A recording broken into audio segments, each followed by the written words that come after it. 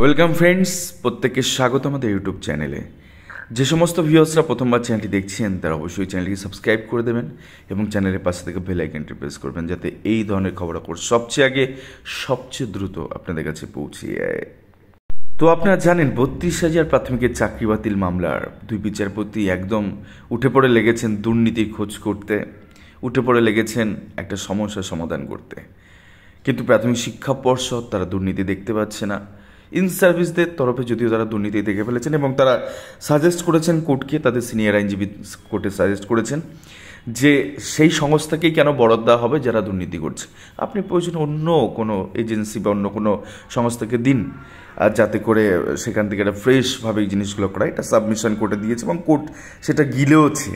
এখন বিষয়টা হচ্ছে প্রাথমিক শিক্ষা পর্ষদের রেসপেক্টে আমরা আসবো, কারণ প্রাথমিক শিক্ষা পর্ষদ এখানে মেন অ্যাপিলেন্ট পার্টি। তো তারা দুর্নীতি দেখতে পাচ্ছে না।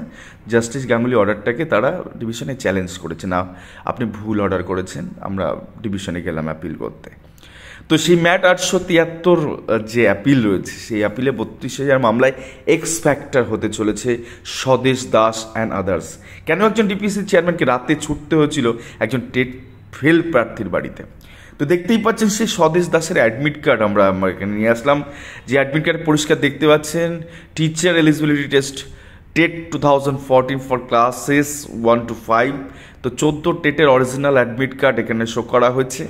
এবং দেখতে পাচ্ছেন উত্তর দিনাজপুর সেই জেলা যেখানে খুব কম স্কোর গেছে, যেখানে গিয়ে 10.024 লাস্ট কাট অফ গেছে এবং সেখানে বহু সংখ্যক প্রার্থী যারা সংরক্ষিত বিভাগে, এটা জেনারেল বললাম, সেখানে সংরক্ষিত বিভাগের SC, OBC A, OBC B তারা ডিপ্রাইভ হয়েছে।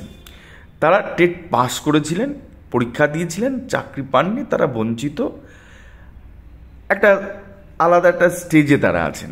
বাট এই স্বদেশ দাসের মতন কি বলবো, এদের কোনো উপমা দিলেই কম হবে। যদিও মামলা চলছিল, যেমন ঘোড়া কেনাবেচা হয়, তো হাইকোর্টের কিছু আইনজীবীও সেম জিনিসের সাথে, সবাই নয়, সেম কিছু আছে যারা এই ঘোড়া কেনাবেচার সাথে যুক্ত, যার দৌলতে এই মামলাটা ধামাচাপা পড়ে যায়। এবং পাতি কথায় বলতে গেলে, বড় অ্যালিগেশন আনতে গেলে ঘোড়া কেনাবেচা এখানেও হয়েছে। এবং একটা সুন্দর মামলা, প্রিয়াঙ্কা নস্কর আগেই যে মামলা একটা ছাপ ফেলে দিয়েছিল, যেখানে স্বদেশ দাসের সে ঘটনা আপনাদের মনে আছে, যখন ধরা পড়লো তখন আরও 10-12 জনের নাম বলে দিল যে এরাও এইভাবে অ্যাপয়েন্টমেন্টটা পেয়েছে। তো যাক স্কোর শিটে দেখাই, তো স্কোর শিটে ওর রোল নাম্বার যেটা রয়েছে 0450026161, এই যে roll number. TET score sheet, কাউকে একটা চাকরি পেতে গেলে তো টেটটা পাস করে আসতে হবে। টেটের স্কোর শিটে দেখুন, আপনার এখানে দেখবেন 04500, দেন 2131 পরে ডাইরেক্ট চলেছে, অঙ্কিতা ঘোষের পরে ডাইরেক্ট চলে যাচ্ছে 2167, অর্থাৎ 2161 পাস করেনি টেট। এবার অনেকে বলবেন যে দাদা আপনি তো বলছেন ও তো 82-তে পাস করা ক্যান্ডিডেট হতে পারে। না স্যার, এখানে হবে না। তার কারণ হচ্ছে 82 পাওয়ারা 2016 সিলেকশনে চাকরি পাননি। ও দাদা, তাহলে তো টেট ফেল ছিল, পরবর্তী ক্ষেত্রে 6 নম্বর প্রশ্ন বলে পাস করতে পারে। না স্যার, সেটাও হবে না। তার কারণ হচ্ছে প্রশ্ন বলে প্রতিভা মণ্ডলও চাকরি পায়নি 2016 রিক্রুটমেন্ট প্রসেসে। প্রতিভা মণ্ডল পরে গিয়ে তারা রিক্রুটমেন্টে চাকরি পেয়েছে এবং এই জিনিসটা 2017 সালে আসেনি। অর্থাৎ 6 নম্বর প্রশ্ন ভুল থাকলে তুমি চাকরি পাবে 2016 সিলেকশন প্রসেসে, এটা 2017 সালে আসেনি। এটা অনেক পরে গিয়ে যারা পাস করে, জাস্টিস গাঙ্গুলি তাদের সার্টেন ইন্টারভিউ করিয়ে 2022-23 গিয়ে তাদের নিয়োগ দিয়েছে 42-949 প্যানেলে। 738 গল্প আলাদা, সেটা বাদ দাও, আমরা 42 নিয়ে বলছি। তো সেখানে এই রোল নাম্বার কিন্তু টেট পাস করেনি। ব্রেকআপ তালিকা, চাকরি পেতে গেলে তো দেখাতে হবে যে আমি 28/11/2022 তারিখে যে ব্রেকআপ তালিকা প্রাথমিক শিক্ষা পর্ষদ দিয়েছে সেখানে আমার নাম আছে, তবে আমি চাকরি করছি, তবে আমি মাইনে তুলছি, তবে আমি স্কুলে যাচ্ছি, পড়াচ্ছি ছাত্রছাত্রীদের। তো এই স্বদেশ দাসের রোল নাম্বার 050450026161। দেখুন এখানেও সেম, অঙ্কিতা ঘোষ 2131, দেন তারপর ডাইরেক্ট 67 2167 প্রফুল্ল সরকারে চলে যাচ্ছে। এখানে 67 কোথা থেকে আসলো সেটা বড় প্রশ্ন। যাক, তারপরে দেখুন ডাইরেক্ট 68 সঙ্গীতা দাস। তো এখানে যেটা বিষয় সেটা হচ্ছে 31-এর পরে ডাইরেক্ট 67 লাফিয়ে চলে গেল। তো যাই হোক, গোটা বিষয়টা বুঝতে পারলেন না। ব্রেকআপ তালিকায় কোনো প্রার্থীর এখানে নাম খুঁজে পাচ্ছেন এই স্বদেশ দাসের, বা তাদের টেট 14 যারা টেট পাস করছেন তাদের স্কোর শিটের নাম খুঁজে পাবেন। তাহলে এই প্রার্থী কারা? এই প্রার্থী কারা, মানে এই ধরনের প্রার্থীরা যারা আছেন, যারা চাকরি করছেন 2017 সাল থেকে, তারা কারা? প্রশ্ন তো করবে কোর্ট। বাবা কোমর বেঁধে নেমেছে, কোমরে গামছা বেঁধে নেমেছে হিসাব মতন, পালিয়ে রাস্তা খুঁজে পাবে না বস। প্রাথমিক শিক্ষা পর্ষদ ইঁদুরের গর্তে কেন, মানে অন্য অন্য গর্তেও ঢুকে যাবে, যে গর্ত থেকে বেরিয়েছিল সেই গর্তে ঢুকে যাবে। তার কারণ আছে, কারণ একটা দুটো নয়, আমরা এই উদাহরণ আরও দেব।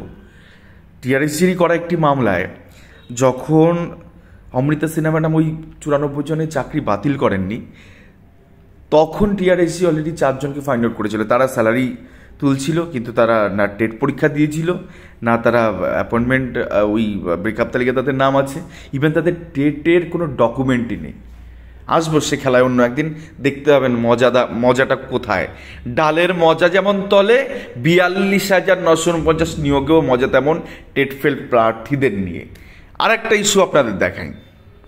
তো রাতের অন্ধকারে একজন চেয়ারম্যান, ডিপিএসসির চেয়ারম্যান ছুটেছিলেন এই স্বদেশ দাসের বাড়িতে। কেন?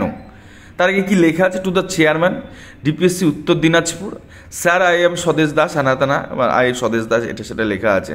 অমুক সার্কেল অমুক তারিখে তিনি চাকরিতে জয়েন করেছেন। মেমো নাম্বারটা একবার দেখে নেবেন। 8/12/2017 তারিখে তার অ্যাপয়েন্টমেন্ট লেটার ইস্যু হয়েছে। তার memo number 0555 that immediately after receiving the appointment letter, অর্থাৎ তার পরবর্তী ক্ষেত্রে অ্যাপয়েন্টমেন্ট লেটার রিসিভ করার পরেই তো সেক্ষেত্রে জয়েন করে সার্জেন্ট স্কুলে। তো তারপরে তিনি জয়েন করেছে। দ্যাট অল অন সাডেন, তো সেক্ষেত্রে সাডেন অল অন সাডেন মানে হঠাৎ করে হয়েছে ব্যাপারটা। The chairman came to my resident, হঠাৎ করে চেয়ারম্যান আমার বাড়িতে চলে আসলেন। কেন? কত তারিখে? 11/12/2017 তারিখে। And request me to hand over the copy of the appointment letter, অর্থাৎ সেখানে অ্যাপয়েন্টমেন্ট লেটারকে তো ফেরত দিতে বললেন। Accordingly such and such I handed over, এবং অ্যাপয়েন্টমেন্ট লেটার তাকে দিয়ে দিল। That chairman verbally instructed that he has to not allow to put my signature in the attendance register. এই মামলা তিনি অ্যাটেন্ডেন্স রেজিস্টারে তিনি দেখিয়েছেন যে আমি সিগনেচার করছি। হঠাৎ করে সেক্ষেত্রে টিআইসিকে চেয়ারম্যান বলে দিলে আপনি স্বদেশ দাসকে সিগনেচার করতে দেবেন না সিগনেচার করতে। একটা টেট পাস করেনি, ব্রেকআপে নাম নেই, চাকরি হচ্ছে। The chairman also inform me that very soon the corrected appointment letter will be issued, অর্থাৎ কারেক্টেড অ্যাপয়েন্টমেন্ট লেটার ইস্যু করাবে, সেটা চেয়ারম্যান তাকে বলছে। মানে আপনি ভাবতে চাকরি পাচ্ছেন, চেয়ারম্যানের সাথে একদম গলায় ভাব, বাড়িতে চলে আসছে চেয়ারম্যান। কে বাবা? একজন প্রার্থীর বাড়িতে চেয়ারম্যান চলে একটা নোটিশ ইস্যু করে দেবে, সে প্রার্থী বাড়ি থেকে যাবে ডিপিএসসি, এটা তো পদ্ধতি। চেয়ারম্যানের বাড়িতে যেতে হলো কেন একজন টেট ফেল প্রার্থীর বাড়িতে? পয়সা হচ্ছে কথা বলে, টাকা কথা বলে। ওই যে গান্ধীর যে ছবিগুলো, ওগুলো কোনো জড়বস্তু না, ওগুলো কথা বলে। উপর থেকে ফোন এসছে, যান ছুটে যান, গিয়ে করুন, গিয়ে কথা বলুন, গিয়ে করেছে। যাক, তিনি চাকরি পরবর্তী তিনি মামলা টামলা দায়ের করে কিছু একটা হবে। দেন পরবর্তী ক্ষেত্রে তিনি যখন কোর্টে ধরা পড়েন গোটা বিষয়টা নিয়ে, আপনারা জানেন যে তিনি আরও 10-12 জনের নাম বলে দিয়েছে, এরাও তো সেমভাবে চাকরি পেয়েছে। তো উত্তর দিনাজপুরে যদি এই গল্প হয় বর্দা, আর এই ধরনের জিনিস যখন যাবে কোর্টের কাছে, যে না টেট স্কোর সিটে নাম আছে, না ব্রেকআপ তালিকায় নাম আছে, চাকরিটা করছে কি করে? উত্তর কি আছে প্রাথমিক শিক্ষা পর্ষদের কাছে? ভাওতাবাজি যুক্তি, ছেদ যুক্তি, মিথ্যা কথার ঝুড়ি। ভাবুন না, মানে আমি বলছি নোবেল যদি পরবর্তী ক্ষেত্রে কোনো বাঙালি যদি পায়, মানে এরপরে যদি কোনো রেকমেন্ডেশন যায় আমাদের বাঙালির তরফ থেকে যে 4 জন বাঙালি পেয়েছে, এখন আবার এখানে আপনাদের জিকে ক্লাস নিতে হবে, 4 জন বাঙালি পেয়েছে, এখন সেই বাঙালি কারা কারা যদি বলেন, তো ভারতবর্ষে 3 জনকে খুঁজে পাবেন, আর একজন আমাদের প্রতিবেশী দেশে আছে, তো তিনিও বাঙালি। তো বাঙালি 4 জন পেয়েছেন, রবীন্দ্রনাথ ঠাকুর, অমর্ত্য সেন, আমাদের অভিজিৎ বাবু, আর তার সাথে মোহাম্মদ ইউনুস তিনি পেয়েছেন। তো 4 জন বাঙালি পেয়েছেন।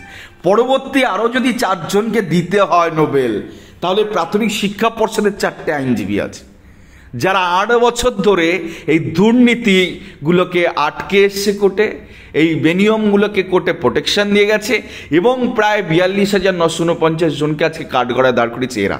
যদি তখন এই জিনিসগুলো মিটে যেত, তাহলে তারা সার্টেন অন্য কিছু চাকরি বাকরি দেখতে পারতেন। আজকে এমন জায়গায় দাঁড় করিয়েছে, তারা খাদের কিনারে এসে দাঁড়িয়ে, তাদের রাতে ঘুম হয় না, অ্যাংজাইটিতে ভুগছেন, অনেকে ডিপ্রেশনে চলে যাচ্ছেন, অনেকে বিদেশে কান্নাকাটি করছেন। এই পরিস্থিতির দায় কার? যদি সঠিকভাবে নিয়োগটা হতো, 12 অটোরিটি ভাই, তুমি কেন পয়সা নিয়ে নিয়োগ করবে? তুমি কেন টেট ফেলদের চাকরি দেবে? এত সংখ্যক ছেলে মেয়ে আছে, বাচ্চাদের ভবিষ্যৎগুলো নষ্ট করার দায়িত্ব তোমাকে কে দিয়েছে? কে অধিকার দিয়েছে বাচ্চাদের ভবিষ্যৎগুলো নষ্ট করা? তুমি টেট ফেলকে যে টেটে বসেনি, একটা কেস নয়, এরকম বহু কেস আছে, সব সাইটেশন হবে ডিভিশন বেঞ্চে। কি বলবেন বিচারপতি?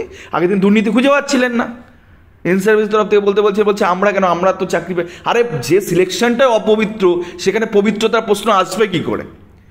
গোটা সিলেকশন তো অপবিত্র। এখানে সেখানে যেখানে পেরেছে রাতের অন্ধকার SMS পাঠিয়ে একের পর এক তালিকা পাঠিয়েছে বাসু কোম্পানিকে, সেখান থেকে তালিকা করে যখন যে দিয়েছে তখন তাকে দিয়ে তাদেরকে চাকরি দিয়েছে।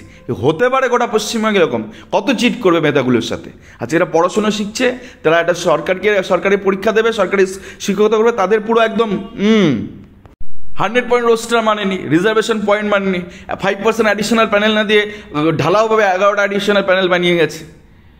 দুবার সুযোগ দিয়েছে, একই রিক্রুটমেন্টের দুবার সুযোগ দিয়েছে কিছু প্রার্থীকে, এখানে ওখান থেকে সার্টিফিকেট বের করে এনে ঢুকিয়ে দিয়েছে।